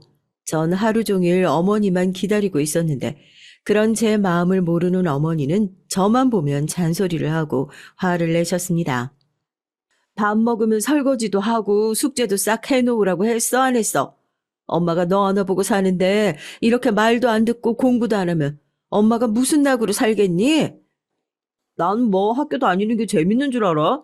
다른 애들은 아침에 엄마가 학교도 데려다 주고 끝나면 교문 앞에 데리러 오는데 난 매일같이 혼자잖아. 나도 다른 애들처럼 엄마가 집에 있었으면 좋겠어. 엄마가 돈 안 벌고 집에 있으면 밥이 나와, 반찬이 나와. 엄마가 일을 해야 돈을 벌지. 다른 집들은 다 아버지가 돈 벌잖아. 우리 집은 왜 아버지가 없어? 엄마가 나가서 아버지 구해오면 되잖아. 어릴 때였으니 뭘 알았겠어요. 아버지가 뭔지도 잘 모르면서 그냥 친구들은 다 있는데 나만 없으니 셈이 나고 속상했던 거겠죠. 그렇게 어머니와 실랑이를 벌이고 잠에 든 밤이면 이불 너머로 어머니 울음소리가 들렸습니다. 어린 마음에 내가 또 하지 말아야 할 말을 했구나 싶기도 했지만 그래도 아버지를 갖고 싶었어요. 우리 집이 이렇게 가난하고 힘든 건 아버지가 없어서라고 생각했거든요. 학창시절 때 제게는 안 좋은 버릇이 하나 있었습니다. 바로 거짓말을 하는 거였어요. 전 국민학교 때부터 친구들 앞에서 버릇처럼 거짓말을 했습니다. 거짓말이라는 게 하다 보면 날이 갈수록 늘어 나중에는 저조차도 뭐가 진짠지 구분할 수 없을 정도로 일이 커지더군요. 처음으로 한 거짓말은 아버지가 있다는 거였어요. 거짓말을 한번 시작해버리니 나중에는 아버지 직업까지 거짓말을 하고 있더라고요. 당시 어머니가 동네 시장에 있는 상가에서 일을 하셨거든요. 수입 물건을 파는 매장에서요. 그러다 보니 집에 외국 제품이 많았습니다. 친구들에게 자랑하고 싶은 마음에 하나 둘 가지고 학교에 갔는데 아이들이 신기해하면서 어디서 났냐고 물어보더라고요. 우리 아버지가 미국에서 사업해. 그래서 난 미국 초콜릿이나 코코아 매일 먹어. 지금 생각하면 도대체 왜 그랬는지 모르겠어요. 저도 모르게 아버지가 미국에 있다고 해버린 거죠. 친구들은 제 말에 깜빡 속아 넘어갔고요. 거짓말임이 분명한데도 왠지 저는 어깨가 올라갔습니다. 그 기분에 취해 계속 거짓말을 했고요. 국민학교 때부터 거짓말을 하고 다녔으니 어느새 소문이 그렇게 나버려서 고등학교 때까지도 친구들이 모두 다 저희 아버지가 미국에 계신 줄 알았어요. 그러다 보니 제가 좀 사는 집 애인 줄 아는 친구들이 많았습니다. 어릴 때야 애들이 순진하다 보니 제가 말하는 족족 다 믿었지만 고등학교는 그렇지 않잖아요. 이제 어린 애들이 아니다 보니 겉으로 보기에도 다 티가 났어요. 사소하게 먹는 거, 입는 것만 해도 그랬죠. 교복은 다 똑같아도 신고 다니는 운동화가 다 달랐습니다. 집에 돈 좀 있는 애들은 모두 다 메이커를 신었죠. 하지만 저희 어머니는 그럴 형편이 되지 않았습니다. 시장에서 바닥에 깔아놓고 파는 운동화도 간신히 사주셨으니까요. 그런 상황에서도 저는 멈추지 않고 애들 앞에서 거짓말을 했습니다. 언제부턴가 저는 주체할 수 없을 정도로 거짓말을 즐겼어요. 거짓말을 절대 들키고 싶지 않았습니다. 제가 고등학교 다닐 때는 급식이 없을 때라 도시락을 가지고 다녔어요. 제 반찬은 항상 똑같았습니다. 김치와 마른 김, 김을 구울 시간도 없이 어머니가 바쁘다 보니까 그냥 뻣뻣한 김을 대충 잘라 비닐봉지에 싸주셨어요. 전 혹시나 제 도시락을 보고 친구들이 제가 가난하다는 걸 알아채기라도 할까봐 매일 일찌감치 혼자 숨어 도시락을 먹어버렸죠. 그런 저를 지켜보고 있던 한 녀석이 있었습니다. 저와 국민학교부터 고등학교까지 내내 같은 학교를 나온 이윤석이란 녀석이에요. 계속 같은 학교를 다녔는데 전혀 친하지 않았어요. 애가 영 질이 좋지 않고 재수 없는 애였거든요. 항상 자기보다 작고 약한 애들을 괴롭혔어요. 자기네 집이 좀 산다고 어깨에 힘이 잔뜩 들어가서는 어지간히 뻐기고 다니면서요. 언뜻 듣기로는 아버지가 시내에서 큰 가게를 한다고 들었던 것 같아요. 그러던 어느 날이었습니다. 이윤석 그 녀석이 뜬금없이 2교시가 끝나자마자 제 자리로 왔어요. 별로 친하지도 않은데 갑자기 왜 저러나 싶었죠. 그런데 생각지도 못한 일이 벌어졌습니다. 이윤석이 갑자기 제 도시락 가방을 꺼내더라고요. 아, 배고파. 내 도시락 좀 먼저 같이 먹자. 말릴 틈도 없이 제 가방을 연 녀석은 뚜껑을 열자마자 배를 잡고 저를 비웃었어요. 이거 봐. 내가 이럴 줄 알았다니까. 야, 너희 아버지 미국에 있다고 하지 않았어? 근데 반찬이 어떻게 김치밖에 없냐? 최소 미국 소세지 정도는 있어야 되는 거 아니야? 오늘만 엄마가 바빠서 그런 거야. 그리고 나 미국 소시지 질리게 먹어서 안 좋아하거든? 오늘만 같은 소리 하고 있네. 야, 너희들 얘가 소시지 한 번이라도 싸운 거 본 적 있는 사람 손 들어봐. 거봐, 아무도 없지? 너 맨날 김치만 싸워서 혼자 몰래 숨어서 밥 처먹는 거 내가 몇 번이나 봤거든? 내가 김치를 싸든 소시지를 싸든 네가 뭔데 난리야? 난 네가 어떤 놈인지 다 알고 있으니까. 네가 자꾸 애들 앞에서 거짓말하는 꼴 더는 못 보겠어. 내가 무슨 거짓말을 했다 그래? 저는 긴장한 탓에 목이 바짝바짝 타고 속도 미식거렸지만 끝까지 뻔뻔하게 굴었습니다. 행여나 윤석이 저 녀석이 저에 대해 알고 있을 거라고는 꿈에도 생각을 못했거든요. 너희 엄마 땡땡 상가 수익 코너에서 일하잖아. 너 학교에 매일 가져오는 초콜릿이랑 코코아 너희 엄마가 가게에서 가져오는 거지? 뭐래? 우리 엄마가 왜 거기서 일을 해? 우리 아버지가 미국에 있어서 집에 미제 물건 많은 것뿐이야. 이윤석은 아예 저를 망신 주려고 작정을 했더군요. 전 거기서 그냥 대충 둘러대고 말았어야 했어요. 괜히 욱해서 또 거짓말을 해버린 게 화근이 됐습니다. 와, 이 사기꾼 새끼 봐. 끝까지 구라치네? 너희 엄마 일하는 그 가게 사장이 바로 우리 아버지야. 내가 어제 아버지 가게 갔다가 니네 엄마 봤어. 내 교복 보자마자 자기 아들도 우리 학교 다닌다고 네 이름까지 얘기하더라? 네가 뭘 안다고 자꾸 나에 대해서 아는 척이야. 난 너에 대해 다 안다니까? 그리고 너 아버지도 없다며. 우리 아버지가 너희 엄마 혼자서 너 키우느라 고생한다고 엄청 불쌍하다고 그러더라? 순간 주변에 있던 아이들이 쑥덕거리기 시작했어요. 전 너무 쪽팔리고 화가 났죠. 그래서 화를 주체하지 못하고 윤석이의 얼굴에 주먹을 날리고 말았습니다.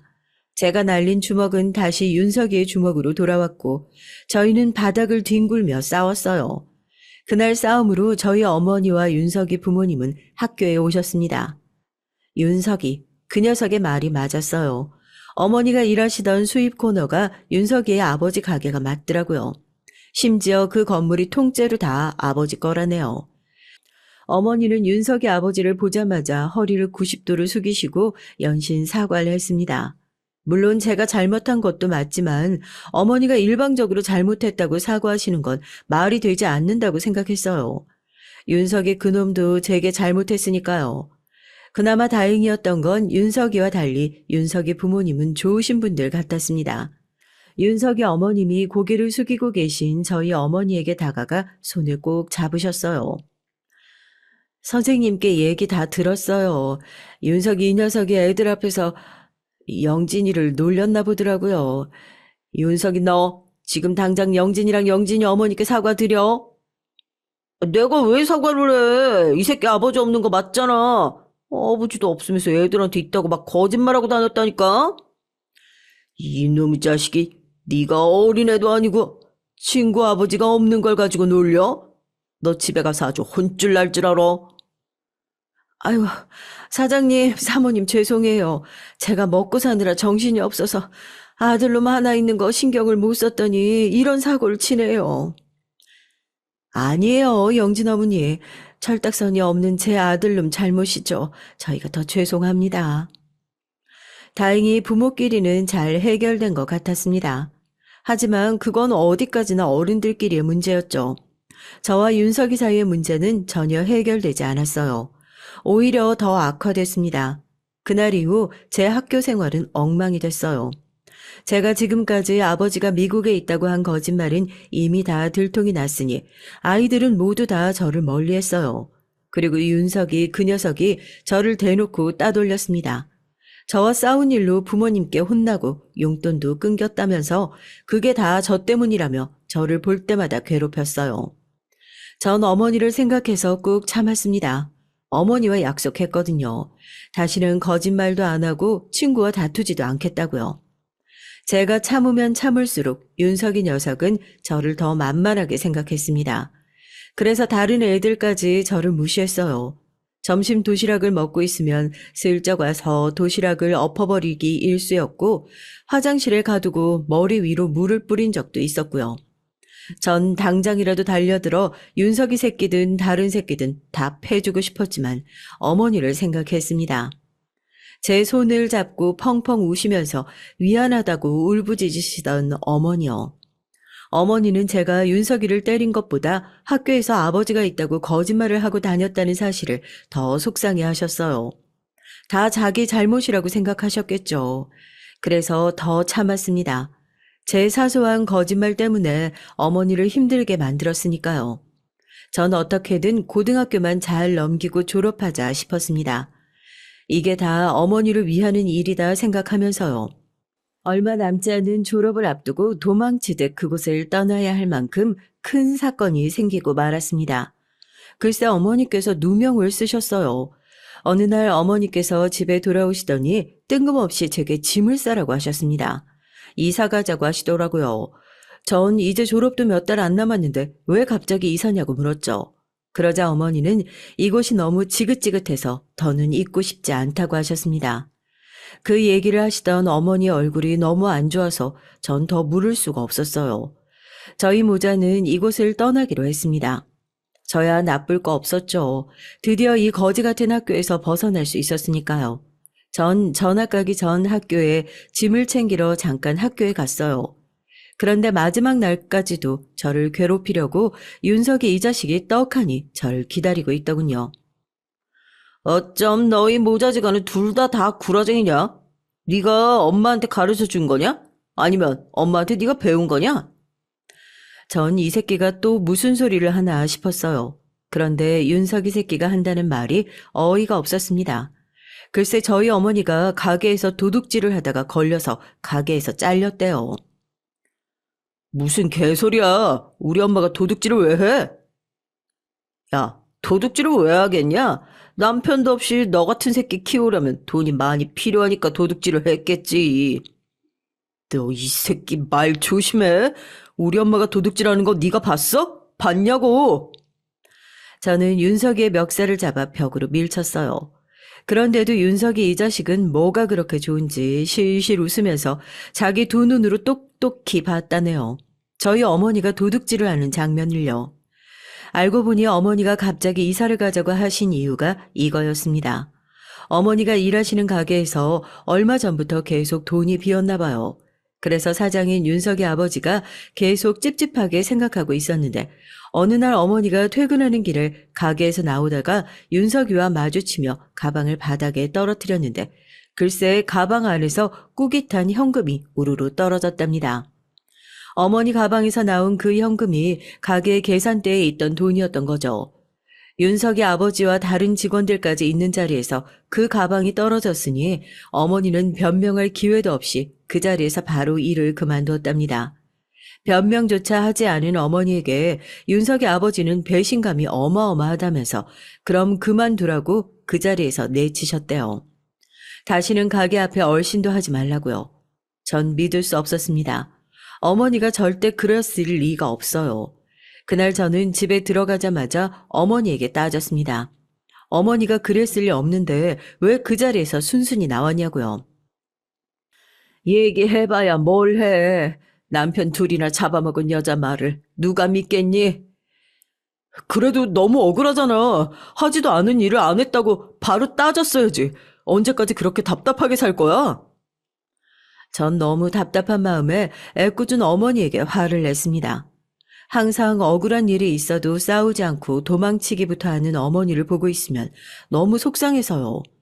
누군가 작정하고 어머니에게 누명을 씌우려고 한 걸 텐데 전 싸워서라도 누가 한 짓인지 밝혀내야 한다고 생각했거든요. 하지만 어머니는 그럴 여력이 없다고 하셨어요. 누군가 자신을 미워해서 작정하고 벌인 일이면 자신이 아니라는 증거를 어디서 찾겠냐고요. 그러는 동안 돈은 누가 버냐고요. 듣다 보니 어머니의 말이 이해가 됐습니다. 그리고 지금까지 어머니가 혼자 저를 키우느라 얼마나 고생을 하셨을까 새삼 알게 됐죠. 어머니는 지금까지 살면서 남편이 죽어도 억울한 일을 당해도 슬퍼하고 억울해할 수가 없었던 거예요. 절 키워야만 했으니까요. 그날 이후로 전 많이 변했습니다. 어머니가 제게 해주신 것처럼 저도 어머니에게 든든한 아들이 되어주기로 마음먹었죠. 그 사건 이후 저와 어머니는 오랫동안 터를 잡고 살았던 동네를 떠났습니다. 저희 모자지간은 새로운 곳에서 새로운 마음으로 시작했어요. 전 어머니가 속상하지 않으실까 걱정했지만 생각보다 어머니는 씩씩했습니다. 이런 일이 처음도 아닌데 힘들 거 하나도 없다고요. 저는 그때 알았죠. 목소리만 크고 힘이 세다고 해서 사람이 강인한 게 아니라는 걸요. 어머니처럼 누가 뭐라고 하든 뚜벅뚜벅 자기 갈 길을 열심히 가는 사람이 정말 강한 거라 생각했습니다. 시간이 흘렀어요. 전 군대도 다녀오고 완전한 어른이 됐습니다. 전 군대에 있는 동안 어떻게 하면 어머니를 편하게 모실 수 있을까만 생각했어요. 지금까지 평생 어머니의 그늘에서 제가 편하게 살았으니 앞으로는 어머니를 제 그늘 안에서 편하게 살게 해드리고 싶었습니다. 전 제대하자마자 일을 시작했어요. 전 자동차 회사에 취직해서 꽤 높은 연봉을 받았습니다. 근무 일수도 많고 야근도 많았지만 괜찮았어요. 어머니의 근면한 면을 그대로 닮은 저는 열심히 일해서 돈을 모았습니다. 열심히 벌어서 모은 덕분에 몇 년 만에 어머니와 둘이 살기 딱 좋은 아파트도 하나 샀고요. 어머니는 아파트에 입주하는 날 현관 앞에서 눈물을 펑펑 쏟으셨습니다. 지난 힘든 날들을 모두 다 보상받는 기분이라고 하시더라고요. 저는 그날을 잊지 못합니다. 어머니가 매일 속상해서 우는 모습을 보다가 정말 행복해서 흘리시는 눈물은 처음 봤거든요. 이제 네가 좋은 짝 만나서 아이들 낳고 행복하게 사는 모습만 보면 엄마는 죽어도 여한이 없어. 죽긴 왜 죽어요? 어머니, 손자, 손녀들 시집 장가가는 것까지 다 보셔야지. 전 처음으로 희망이라는 것을 꿈꿨습니다. 열심히 살다 보면 화목한 가정을 만들고 남들처럼 평범하게 살 수 있겠다는 희망을 말이죠. 제게는 남들처럼 살아보겠다는 희망조차 사치인가 봐요. 평범하게 살기가 쉽지 않았습니다. 여자를 한 명 만났어요. 회사 근처 옷가게에서 일하던 여자였습니다. 워낙 어머니가 옷을 돈 주고 사시는 분이 아니다 보니 제가 월급날마다 직접 옷가게에 가서 옷을 골라 사드렸어요. 어머니는 사다 드리면 이걸 뭘 샀냐고 하셨지만 그래도 몇 날 며칠을 그 옷만 입으시더라고요. 저는 그런 어머니의 모습을 보는 게 좋아서 매달 옷가게에 갔습니다. 몇 년째 다니던 옷가게였는데 어느 날 가보니까 직원이 달라졌더라고요. 그 직원을 처음 본 순간 전 한순간에 반하고 말았죠. 세상에 저렇게 예쁜 여자가 있구나 싶어서요.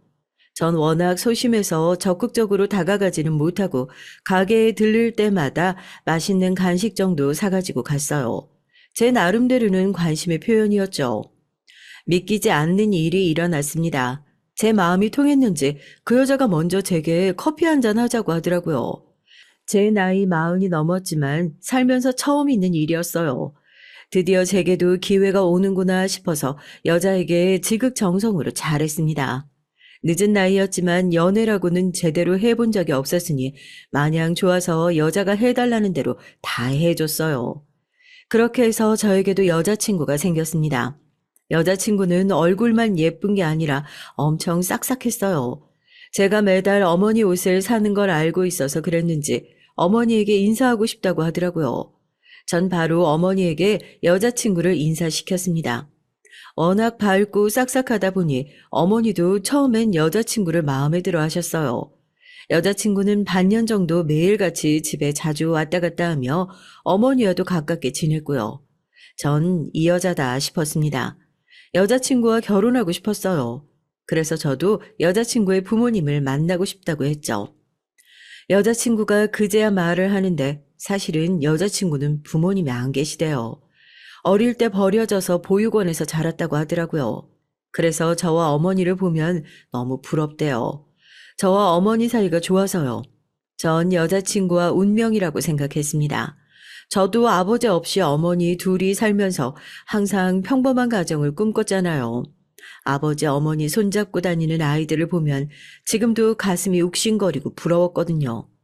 전 여자친구와 하루라도 빨리 가정을 만들고 싶었습니다. 그래서 프로포즈를 하고 승낙도 받았죠. 저와 여자친구는 곧바로 날을 잡고 결혼식을 올렸습니다. 나이가 있다 보니 하루라도 빨리 가족이 돼서 남들처럼 평범하게 안정적인 가정을 꾸리고 싶었거든요. 문제는 그때부터 시작이었습니다. 제가 결혼이라는 걸 너무 쉽게 생각했나 봐요. 막상 결혼해서 살다 보니 제가 생각한 것과는 달랐습니다. 어머니도 딸이 없고 아내도 어머니가 안 계시니 진짜 딸과 엄마처럼 잘 지낼 줄 알았죠. 서로 이해하면서 말이죠. 그런데 전혀 그렇지 않았습니다. 함께 산 지 한 달도 되지 않아 어머니와 아내 사이는 나빠지다 못해 틀어져 버렸어요. 아내는 결혼하면서 일을 그만뒀습니다. 그런데 아무래도 그게 화근이 된 것 같아요. 저야 아침에 출근해서 저녁 늦게나 돼야 퇴근하니까 집안 상황을 잘 몰랐지만 어머니와 아내는 하루 종일 같이 붙어 있어야 하니 서로 부딪히는 일이 많은 것 같더라고요. 너, 네 마누라 단속 좀 해야겠더라. 애가 장보러 나갔다가 온다고 나가면 하루 종일 어디를 갔다 오는지 점심때가 지나든 저녁때가 지나든 집에 들어오지를 않어. 며느리도 다 큰 성인인데 어디를 가든 자기가 알아서 하는 거지. 뭘 일일이 그렇게 잔소리를 하고 그래요. 어머니야 워낙 옛날 분위기시기도 하고 남편 없이 혼자 힘으로 살아오신 분이다 보니 생활력이 워낙 강하세요. 그러다 보니 결혼하자마자 일 그만둔 것도 이해를 못 하셨고 남편 돈으로 요가니 수영이니 매일 운동 다니며 쇼핑하고 다니는 것도 싫어했어요. 어머니 때문에 정말 미치겠어. 자기 나 운동 안 하면 금방 살찌는 거 알지? 이게 다 자기 위해서 내가 관리하는 건데 어머니는 쓸데없는 데다 돈 쓴다고 자꾸 나한테 뭐라고 하시잖아. 자기가 운동 좋아하는 건 아는데 그래도 하루 한 끼 정도는 어머니랑 같이 먹으면 좋을 것 같아. 어머니도 항상 혼자 식사하시는 게 외로우신가 봐. 어머니가 애도 아닌데 꼭 밥을 같이 먹어야 돼? 그리고 같이 밥 먹는다면 매일 나한테 잔소리만 하신단 말이야. 나라고 그런 소리 들으면서 같이 밥 먹고 싶겠어? 아내는 결혼 전까지 내내 혼자 살았어요. 지금까지 자유롭게 살아온 아내는 어머니의 이런저런 간섭이 아무래도 힘이 든 것 같더라고요. 전 중간에서 어머니 비위도 맞추고 아내 비위도 맞추느라 힘들었습니다. 시간이 지나면 자연스레 좋아질 거라 생각했어요. 그런데 제 기대와는 달리 어머니와 아내의 사이는 점점 더 나빠졌습니다. 처음엔 아내도 어머니도 다 저에게만 조금씩 불만을 토로하고 투덜거리는 정도였는데 시간이 지날수록 이제는 아예 티격태격하는 정도가 아닌 언성을 높여가면서 싸우고 있더라고요. 어느 날이었습니다. 제가 퇴근하고 집에 들어갔는데 제가 들어오는지도 모르고 아내와 어머니가 싸우고 있더라고요. 아유, 도대체 저 쇼핑백이 몇 개야, 어? 네 남편이 힘들게 번 돈을 그렇게 함부로 쓰면 되겠어? 집에서 팽팽 노는 게 가방이며 신발이며, 이런 게 왜 필요해? 제가 제 남편 돈 쓰는데 왜 매번 뭐라고 하세요? 제가 집에서 살림도 하고 어머님 모시는데 이 정도는 살 수도 있죠. 얼씨구, 네가 살림을 하긴 언제 했다고 그러냐?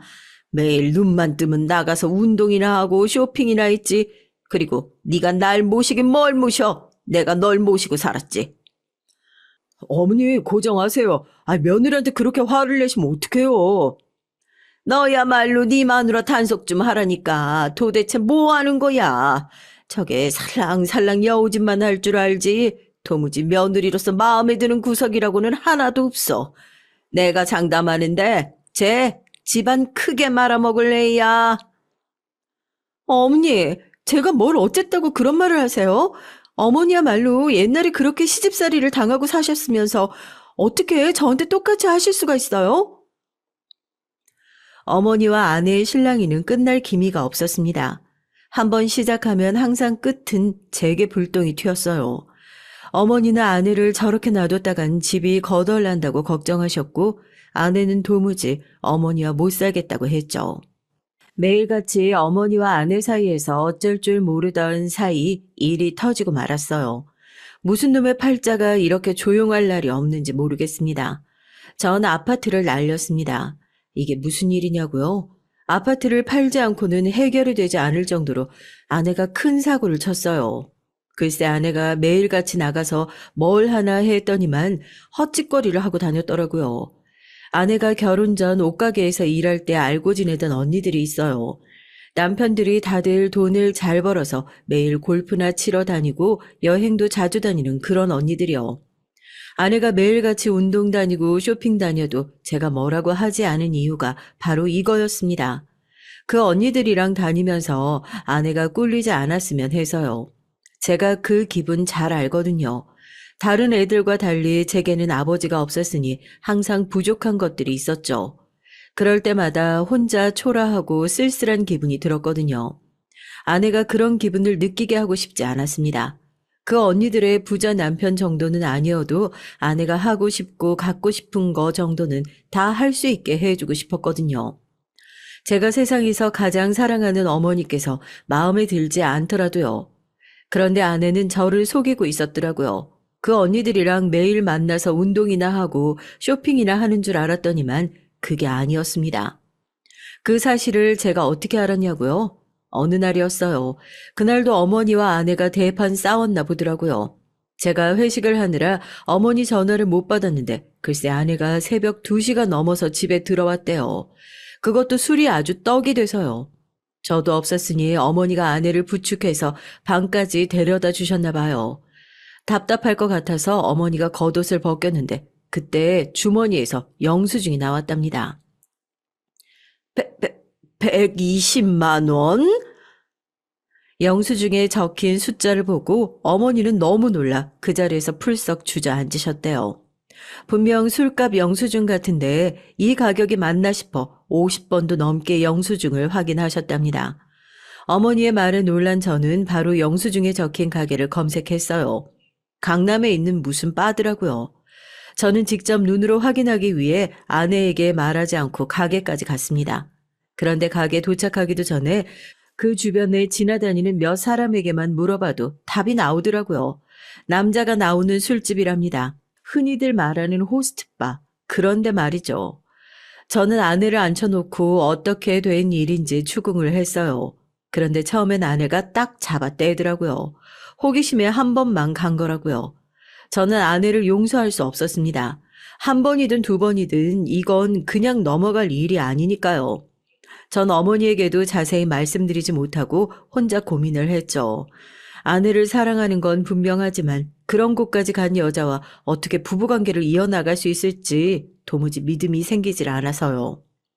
그런데 며칠 뒤 기절할 뻔한 일이 벌어졌습니다. 회사로 아내의 친한 언니라는 여자가 찾아왔어요. 제게 다짜고짜 아내의 빚을 갚으라더군요. 아내가 그 여자에게 빌린 돈이 자그만치 1억이 넘는답니다. 전 그 길로 집으로 달려갔죠. 회사고 뭐고 정신이 없었어요. 지금 당장 진실을 알아야 했으니까요. 남편도 있는 유부녀가 남자 나오는 술집에 간 것만으로도 기가 막히는데 나 몰래 빚까지 만들었다는 게 정말 사실이야? 여보, 그런 얘기를 어디서 들었어? 아내는 제 말에 엄청 당황하더니만 어떻게 알았냐고 묻더군요. 지금 그게 중요해? 사실이냐고 묻잖아. 빚이 1억이 넘는다는 게 사실이냐고. 그게 나도 처음엔 금액이 이렇게 커질 줄 모르고 자기야 내가 잘못했어. 제발 나 한 번만 용서해줘. 아내는 변명을 하려다 할 말이 없는지 그대로 바닥에 무릎을 꿇고 앉더니 제게 싹싹 빌었어요. 결혼하고 아내에게 만들어준 제 카드가 있었거든요. 아내는 아무리 제가 준 카드라도 자기가 쓰는 내역 일일이 제게 문자가 오는 게 싫다고 해서 메시지도 받지 않았습니다. 괜히 아내가 눈치를 보는 것 같아서요. 그런데 이러려고 그런 거였더군요. 글쎄 딱 한 번 호스트바를 간 게 아니었어요. 제게 돈을 받으러 온 여자가 말하는데 아예 아내를 전담하는 남자가 있었대요. 제가 준 카드로 호스트바를 다니면서 그 접대부 새끼의 호구짓을 하고 있었던 겁니다. 그러면서 카드값이 밀리면 계속 그 언니라는 여자한테 돈을 빌려서 낸 거였죠. 계속 갚는다 하면서 질질 끌어온 돈이 1억이 넘는 거였습니다. 용서? 그게 말이 돼? 난 너 같은 여자랑 죽어도 못 사니까 지금 당장 이혼해. 자기야, 이혼이라니. 나 당신이랑 이혼 못해. 내가 부모 없이 살아서 배운 게 없어서 이래. 내가 앞으로 잘할 테니까 제발 용서해줘. 이런 미친년을 봤나? 용서는 무슨 용서야? 너 2년 당장 안 나가? 밖에서 얘기를 듣고 계시던 어머니는 결국 방문을 벌컥 열고 들어와 들고 있던 빗자루로 아내 여기저기를 갈기셨습니다. 아내는 폴짝폴짝 뛰며 울먹이더니 그대로 집을 나가버렸어요. 전 정말 이제 스스로가 너무 한심했습니다. 어떻게 걸려도 저런 여자한테 걸려서 홀딱 속아 넘어갈 수 있나 싶어서요. 그날 이후 어떻게 됐냐고요? 아내를 고소하고 이혼도 했죠. 아내와 제가 이혼하는 과정에서 아내와 함께 호스트바를 다녔던 그 언니들의 남편들까지 알게 돼서 집집마다 아주 난리가 났습니다. 그러자 제게 앙심을 품은 여자가 저를 고소했어요. 제 아내가 돈을 빌렸던 그 여자요. 근데 제 아내 이 나쁜 년이 그 여자와 차용증을 쓰면서 제 도장을 찍었더라고요. 제 주민번호에 직장 주소까지 말이죠. 지금 당장 그 돈을 갚지 않으면 집까지 경매에 걸릴 수 있다고 해서 집을 팔았습니다. 1억 때문에 집을 파냐고들 하실 수 있지만 결혼해서 지금까지 모은 돈이 전혀 없었어요. 저 혼자 벌어서 세 식구가 살기도 했고 버는 족족 아내한테 줬으니까요. 졸지에 여자 잘못 만나 저는 집을 잃었습니다. 저와 어머니는 작은 전셋집으로 옮겼어요. 원래 살던 아파트의 딱 반만한 집으로요. 어머니는 이 정도에서 알고 헤어진 걸로 다행으로 여기라고 하셨지만 저는 쉽게 마음이 회복되지 않았습니다. 그러던 와중에 제게 희한한 일이 생겼어요. 세상 참 좁다는 걸 몸소 알게 된 일이었죠. 우연히 길을 걷다가 익숙한 얼굴을 봤어요. 처음엔 행색이 너무 초라해서 노숙자인가 보다 하고 피해서 지나가려고 하는데 언뜻 보니 한눈에 알아보겠더라고요. 바로 고등학교 동창 이윤석이었습니다. 아무리 시간이 많이 지났다고 해도 평생 그 얼굴만은 잊혀지질 않았죠. 어떻게 잊어버리겠어요. 저의 학창 시절에 가장 큰 상처를 안겨준 녀석인데요. 전 곧바로 그 남자에게 다가갔습니다. 그런데 가까이 다가갈수록 이상했어요. 바닥에 주저앉아 벽에 머리를 기대고 앉아있는데 눈동자에는 초점이 없었습니다. 언제부터 이러고 있었는지 바닥에 사람들이 던져주고 간 동전까지 있더라고요. 아무리 시골이었어도 동네에서 제일 가는 부잣집 아들이 이런 데서 노숙자 신세로 동냥이나 하고 있다니 말도 되질 않았죠. 너 윤석이 맞지? 머리부터 발끝까지 멀쩡한 곳이 하나도 없었어요. 몸에서는 술 냄새가 진동하고 있었고 행색은 바닥에서 뒹굴기라도 했는지 엉망이었죠. 저는 제가 잘못 본 건가 싶어 다시 한번 자세히 봤습니다. 그런데 다시 봐도 윤석이가 맞았어요. 윤석아, 나 영진이야. 기억나? 제 목소리에 윤석이가 고개를 들고 저를 쳐다봤습니다. 눈이 마주치자 저는 저도 모르게 흠칫 놀랐어요. 눈이 완전히 풀려 있더라고요. 그 모습을 보니 저는 오랜만이라는 마음보다 걱정부터 앞섰습니다. 상태가 왜 이런가 싶어서요. 그나마 저를 알아보기는 하는지 제 얼굴을 빤히 바라보며 제 이름을 중얼거리더라고요. 전 윤석이에게 어디가 아프냐고 계속 물었습니다. 그러자 제 옆을 지나시던 미화원 분이 제게 아는 사람이냐고 묻더군요. 그 양반 며칠 전부터 계속 여기서 자고 먹고 했어요. 여기가 워낙 다 노숙자들만 있으니까 그냥 노숙자려니 했는데 오늘 보니까 상태가 영 안 좋네. 아는 사이면 병원이라도 좀 데려가요. 혹시 며칠이나 여기서 이러고 있었어요? 미화원분 말로는 한 4, 5일 된 것 같다고 하더군요. 전 너무 놀라서 윤석이에게 핸드폰 없냐고 물었습니다. 그러자 잠바 안주머니를 주섬주섬 만지더니 핸드폰을 제게 주더라고요. 그런데 배터리가 다 돼서 핸드폰이 꺼져 있었습니다. 전 주변을 둘러봤어요. 그리고 윤석이를 부축하고 일어났습니다. 배고프지? 우선 우리 따뜻한 거라도 좀 먹자. 전 윤석이를 데리고 바로 보이는 식당에 들어갔죠. 식당 사장님에게 핸드폰 충전부터 부탁드리고 국밥을 시켰습니다.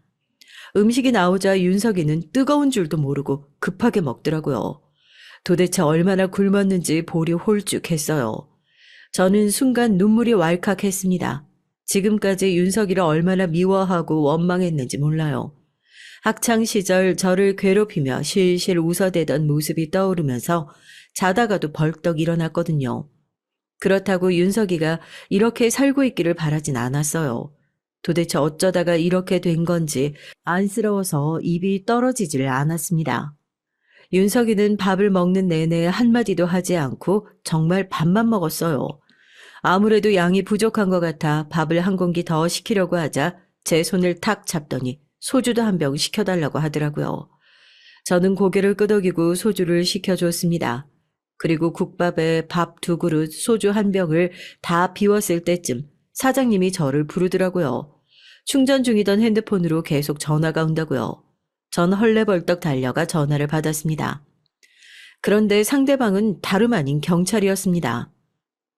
경찰입니다. 이윤석 씨가 5일째 실종 신고 상태인데 갑자기 핸드폰이 켜져서 바로 연락드렸어요. 혹시 지금 이윤석 씨와 함께 계시나요?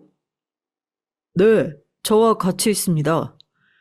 전 놀라서 지나가다가 윤석이를 만나게 된 사연을 경찰에게 늘어놨죠.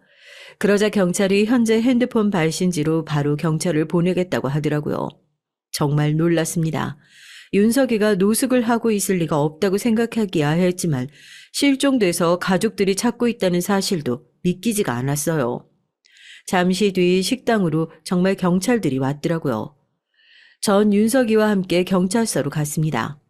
그리고 몇십 년 만에 다시 윤석이의 부모님을 만났죠. 어머, 너 영진이 아니니? 신기하게도 윤석이 어머님은 저를 보자마자 알아보셨어요. 그러더니 어머님께서 제 손을 덥석 잡으시며 눈물부터 쏟으셨습니다. 순간 저는 당황해서 어쩔 줄 몰랐어요. 우리가 그때 너랑 너희 어머니를 얼마나 찾았는지 몰라. 우리가 그때 잘못한 것만 생각하면 아직도 미안해서 발을 못 뻗고 잔다니까. 저는 이게 무슨 소리인가 싶었습니다. 윤석이 어머니께서 저와 어머니에게 미안할 일이 뭐가 있나 싶어서요.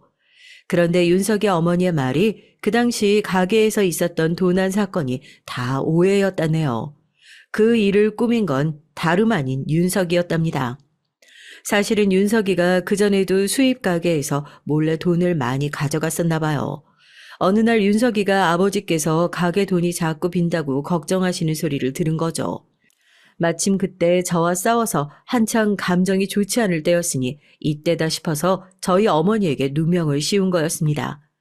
그 사건이 있고 난 뒤 얼마 안 있다가 윤석이가 가게에서 또 돈을 빼돌리려다가 다른 직원에게 걸려 밝혀지게 됐나 보더라고요. 그 사실을 알게 된 윤석이의 부모님은 수소문해서 저와 어머니를 찾으려고 하셨지만 이미 어머니와 제가 이사간 후라 찾을 수가 없었다네요. 우리가 너랑 너희 어머니를 찾아내서 사과를 해도 시원찮을 판에 네가 우리 윤석이를 살려줬구나. 알고 보니 윤석이가 몇 년 전부터 알츠하이머, 치매를 앓고 있대요. 아내와 이혼도 하고 아내와 이혼한 것도 술 때문이었는데 이혼하고 나서 알코올 중독이 더 심해져서 결국 알코올성 치매 진단까지 받아 센터에서 치료를 받고 있었는데 치료를 받던 중 병원을 나가 사라진 거라네요. 윤석이 어머니께서 꼭 저녁을 먹고 가라고 하셔서 전 거실에 앉아 기다렸습니다. 곧 말끔해진 얼굴로 돌아온 윤석이와 마주 앉으니 옛날 생각이 나더군요. 분명 윤석이를 원망한 적도 있었습니다. 하지만 지금은 알아요. 제 인생이 엉망으로 흘러간 건 누구의 탓도 아닌 다 못난 제 탓이라는 걸 말이죠. 제가 스스로 자신감이 부족해 거짓말을 하는 바람에 모든 일이 시작된 거니까요. 씻으니까 아주 인물이 다르네. 인물이야. 내가 너보다 낫지. 윤석이는 아주 잠깐씩 정신이 돌아오곤 했어요. 그럴 때면 제게 웃어주고 손까지 잡아주더니 미안하다고 사과까지 했습니다. 저는 어쩐지 좀 뭉클하더라고요.